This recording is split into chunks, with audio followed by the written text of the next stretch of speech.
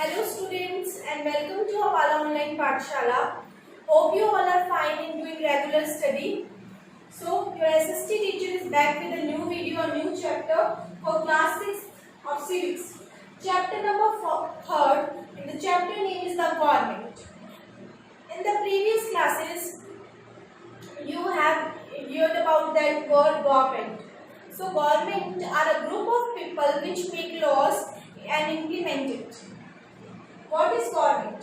Government एक ऐसे बहुत सारे लोगों का एक ऐसा ग्रुप होता है जो टाइम टू टाइम नए नए लॉज बनाते हैं, उसे इम्प्लीमेंट करते हैं और फिर स्टेट का एडमिनिस्ट्रेशन करते हैं। मीन्स पूरा इंडिया कैसे चलेगा, क्या क्या उसमें नई नई चीज़ों की ज़रूरत है, क्या क्या नई पॉलिसीज लानी है, कौन कौन से नए लॉज बनाने हैं, उनको कैसे इम्प्लीमेंट करना है, फिर वो लॉज सही से इम्प्लीमेंट हुए या नहीं, लोग फॉलो कर रहे हैं या नहीं, इन सब बातों के और भी मेजर फंक्शंस होते हैं गवर्नमेंट के जो हम आगे डिस्कस करेंगे। फॉर्म्स ऑफ गवर्नमेंट कितने टाइप के होते हैं? 2 टाइप के होते हैं। First is democracy and second is dictatorship. Democracy 2 word से मिलकर के बना है, demo and crates. Democracy means it is a form of government. Government का एक फॉर्म है जिसमें people will choose the government, लोग ही चूज करेंगे गवर्नमेंट। इलेक्शंस होंगे जिसमें लोग अपना वोट देंगे और फिर गवर्नमेंट चूज होगी और गवर्नमेंट अपने हर एक पॉलिसी इम्प्लीमेंटेशन के लिए कोई भी ऐसा काम करे उसके लिए जो गवर्नमेंट है वो आंसरेबल होगी लोगों को। मीन्स जो जैसे हम लोग इलेक्शंस, गवर्नमेंट का इलेक्शन हुआ, गवर्नमेंट ने इलेक्शंस करवाए या फिर जो लोकसभा राज्यसभा उनके इलेक्शंस हुए जिनसे गवर्नमेंट तय हुई, उसके बाद में अगर वो कोई एक पॉलिसी बनाते हैं या फिर कोई एक नई स्कीम निकालते हैं तो उसके लिए वो आंसरेबल है। हम उनसे पूछ सकते हैं कि आपने ये पॉलिसी बनाई है तो ये क्यों बनाई है, इससे किसको फायदा होगा और इसमें कितने करोड़ रुपए का इन्वेस्टमेंट है। ठीक है, ये सब बातों के लिए जो लोग गवर्नमेंट को चुन रहे हैं वही लोग गवर्नमेंट को आंसरेबल, मीन्स गवर्नमेंट उनको आंसरेबल भी होगी। गवर्नमेंट खुद से कोई भी किसी भी तरीके का काम नहीं कर सकती, उसको लॉ के अंडर रह करके जैसा जैसा कानून में लिखा हुआ है उसी तरीके से उन्हें काम करना पड़ेगा। मीन्स डेमोक्रेसी में जो गवर्नमेंट होती है वो पूरी तरीके से आंसरेबल होती है इसको, लोगों को जो से चुनते हैं। Second is dictatorship. डिक्टेटरशिप में जैसे government is a group of people, लेकिन डिक्टेटरशिप में एक ऐसा आदमी होता है जिसे लोग ना चुन करके वो अपनी पावर का इस्तेमाल करके गवर्नमेंट बनाता है और फिर अपनी पावर और अपने फोर्स का इस्तेमाल करके गवर्नमेंट चलाता है। वो किसी को भी आंसरेबल नहीं है, वो जो चाहे वो डिसीजन ले सकता है। Next is electoral participation. अब इलेक्शंस होते हैं तो उसमें अलग अलग टाइप के पार्टिसिपेंट्स होते हैं। 3 टाइप के पार्टिसिपेंट हमने यहाँ देखे, एक्टिव पार्टिसिपेंट, पैसिव पार्टिसिपेंट और अपोजिशन। सबसे पहले बात करते हैं हम एक्टिव पार्टिसिपेंट्स की। एक्टिव पार्टिसिपेंट्स वो होते हैं जो इलेक्शन होता है उसमें वोट भी देते हैं, लेकिन बाद में जितनी भी पॉलिसीज बनती है उनमें गवर्नमेंट पर ध्यान भी देते हैं कि गवर्नमेंट किस तरीके से काम करे और बाद में उनसे क्वेश्चनिंग भी की जाती है गवर्नमेंट से कि आपने ये पॉलिसी बनाई तो क्यों बनाई, इससे किसको फायदा या जो भी। Next is passive participant. Passive participant वो होते हैं जो कि सिर्फ उनका काम होता है इलेक्शंस में वोट देना, आगे उनको कोई मतलब नहीं है कि गवर्नमेंट क्या कर रही है, कैसे कर रही है, उन्हें उनसे कोई भी मतलब नहीं है, वो सिर्फ अपना वोट देने के लिए। और सबसे ज्यादा टाइप की जो मेजोरिटी पॉपुलेशन है वो passive participants. Next is opposition. Opposition वाले कौन है? अपोजिशन वाले वो पार्टी जो कि जैसे गवर्नमेंट किसी पार्टी की होती है तो जो पार्टी मेजोरिटी में आ गई उसके अलावा जो पार्टी रह गई जो हार गई इलेक्शंस, वो अपोजिशन बनाते हैं और वो गवर्नमेंट की हर एक स्कीम पर नजर रख के उनसे लोकसभा राज्यसभा जितनी भी मीटिंग्स होती होंगी उसमें क्वेश्चंस करते हैं कि आपने ऐसा किया, या फिर उन पर उंगली उठाते हैं या फिर उनसे उन्हें डीमोटिवेट करने की कोशिश करते हैं, तो उन्हें अपोजिशन बोलते हैं। नेक्स्ट इज की एलिमेंट ऑफ डेमोक्रेसी। डेमोक्रेसी के क्या क्या मेन एलिमेंट्स है? पहला सब्सिडियरी। इसका मतलब है बेटा कि सारा का सारा पावर है जो डेमोक्रेटिक फॉर्म का वो लोगों के हाथ में, लोग ही गवर्नमेंट बनाते हैं और फिर अगर उन्हें वो गवर्नमेंट सही नहीं लगे तो कॉन्स्टिट्यूशनल ऐसे कुछ लॉज है जिनका इस्तेमाल करके गवर्नमेंट वापस नई चूज भी कराई जा सकती है। तो सॉवरेनिटी का मतलब है कि सारी की सारी जितनी भी पावर है वो किसके हाथ में होगी? लोगों के हाथ में। Next is liberty. Democratic form of government अपने हर एक सिटीजन को लिबर्टी प्रोवाइड करवाती है। मीन्स आप आजाद हो, आप कैसे भी रहो, कोई भी रिलीजन अडॉप्ट करो, या फिर आपको हर एक चीज की आजादी, आप कुछ भी बोल सकते हो, कोई भी पार्टी ज्वाइन कर सकते हो, तो इसे लिबर्टी बोलते हैं। Third is equality. Democratic form का सबसे मोस्ट इंपॉर्टेंट पार्ट है ये इक्वालिटी। इक्वालिटी का मतलब है कि जितने भी सिटीजन इंडिया में रह रहे हैं वो सभी इक्वल है, उनके साथ किसी भी तरीके का डिस्क्रिमिनेशन या भेदभाव नहीं होगा। फ्रेटर्निटी। फ्रेटर्निटी, जब सब इक्वल होंगे तब उनके बीच में भाईचारा भी आएगा। तो गवर्नमेंट ज्यादा से ज्यादा ये कोशिश करती है कि ऐसे लॉज बनाए जिनमें लोगों के बीच में डिस्प्यूट्स ना हो बल्कि भाईचारा बढ़े। Next state and government are means. अब बहुत बार हमने ऐसा सुना है कि लोगों को गवर्नमेंट के लिए कुछ ना कुछ सेक्रीफाइस करना पड़ता है, लेकिन जो डेमोक्रेटिक फॉर्म ऑफ गवर्नमेंट है उसमें गवर्नमेंट और स्टेट सेक्रीफाइस करते हैं ताकि लोगों का वेलफेयर हो सके, लोगों के लिए कुछ ना कुछ अच्छा कर सके। रूल ऑफ मेजोरिटी, मैंने आपको अभी बताया कि पार्टीज होती है गवर्नमेंट में, जो पार्टी सबसे ज्यादा वोट मिलते हैं, जिस पार्टी को लोग सबसे ज्यादा पसंद करते हैं, वही पार्टी आगे रूल करती है या वही पार्टी गवर्नमेंट बनाती है। रूल ऑफ लॉ, मैंने आपको अभी एक और बात बताई थी कि गवर्नमेंट अपने अकॉर्डिंग सरकार नहीं चला सकती। ऐसा कॉन्स्टिट्यूशन में बहुत सारे कानून लिखे गए हैं जिसके अकॉर्डिंग चलते हुए, उसी वे पे चलते हुए गवर्नमेंट को नई नई पॉलिसीज बनानी होती है, उसे इम्प्लीमेंट करवाना होता है, वो अपनी मर्जी का कुछ भी नहीं कर सकती। Next is decentralization of power. Decentralization of power means power किसी बड़े के हाथ में और फिर वो जैसे जैसे नीचे जाती है वैसे वैसे पावर बढ़ती जाती है। पावर किसी एक के पास नहीं रहती, मीन्स किसी एक के पास इतनी पावर नहीं होती कि वो गवर्नमेंट बना भी दे और बिगाड़ भी दे। बहुत सारे लोग मिल करके उनमें पावर डिस्ट्रीब्यूट होती है और फिर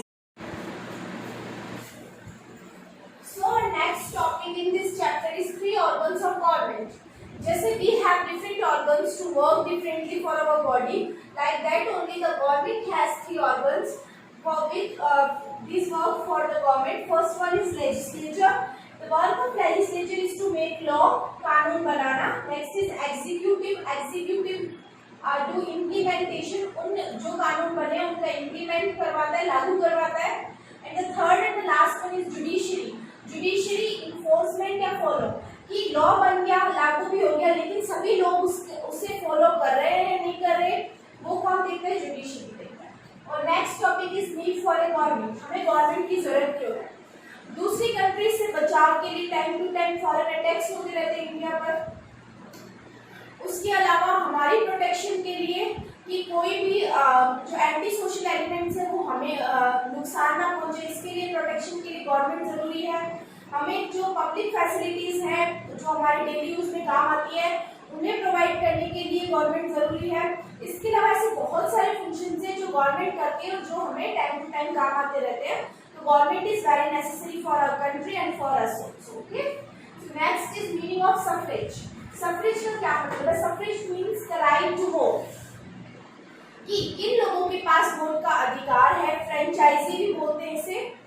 तो इसका अभी देखते हैं अर्ली 19th सेंचुरी, सिर्फ जब 19th सेंचुरी चल रही थी, स्टार्ट हुई थी, तब जो वोट का अधिकार था, right to vote is with only the land owners और द रिचेस्ट पीपल। जो अमीर अमीर लोग थे उनके पास राइट टू वोट था, जो टैक्स पेयर्स थे या फिर जो आर्म्ड फोर्सेस में थे, मीन्स आर्मी में थे।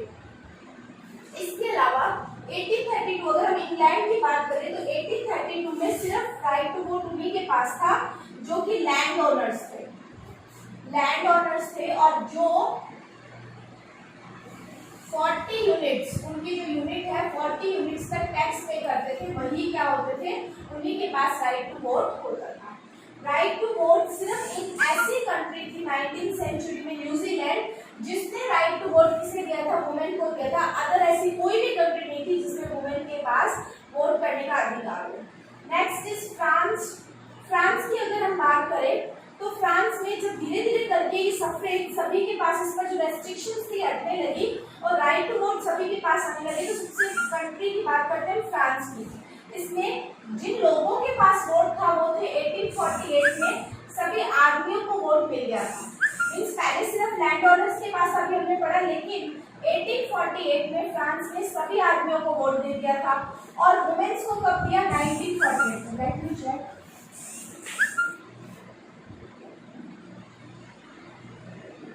1948 1944 है यहाँ पर। ब्रिटेन में वुमेन को वोट कब अलाउड किया? 1918 में। यूएस में 1920 तक सिर्फ ऐसे 11 स्टेट्स थे जहां पे वुमेन को वोट अलाउ हुआ था, लेकिन 1971 में यूएस में जितने भी सिटीजन्स रह रहे उन सभी के पास राइट टू वोट आ गया था। तो ये सारी सफरेज की हिस्ट्री। इसके अलावा हम साउथ अफ्रीका की पूरी केस स्टडी पढ़ेंगे कि कैसे ब्लैक अमेरिकन, व्हाइट अमेरिकन, किसने किस पर राज किया, क्या क्या मूवमेंट चले, नेल्सन मंडेला का क्या रोल था, वो हमारा नेक्स्ट टॉपिक है।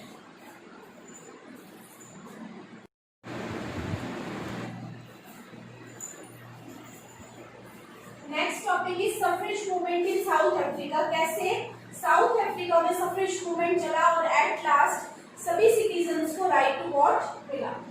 First we will discuss what is apartheid.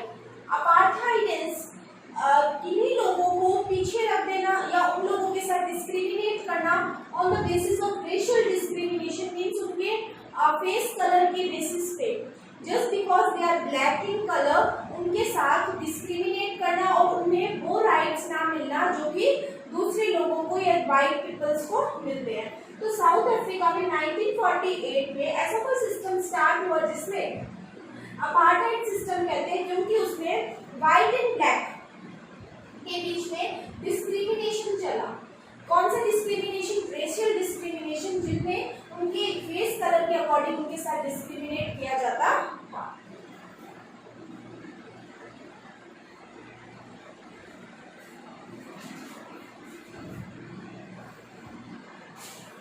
Okay, so next is repressive rules and regulation. अब डिस्क्रिमिनेट किस अकॉर्डिंग किया जाता था? जो पॉलिटिकल राइट्स, फंडामेंटल राइट्स या लिबर्टी व्हाइट अफ्रीकन्स को थी, मीन्स वो वोट भी कर सकते थे, वो डिसीजन भी ले सकते थे, और भी उनके पास बहुत सारे राइट थे, वो कहीं भी जाए आए जाए या कुछ भी, और बहुत सारे राइट्स उनको अवेलेबल थे व्हाइट अफ्रीकन्स को।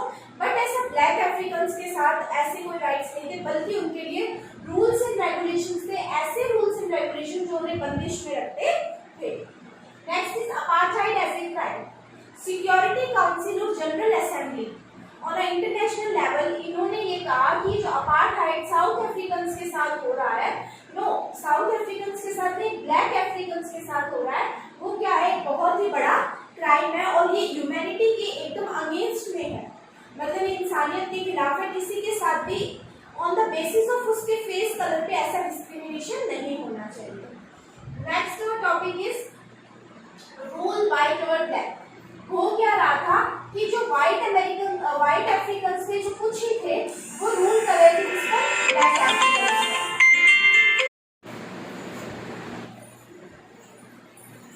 प्रेशर।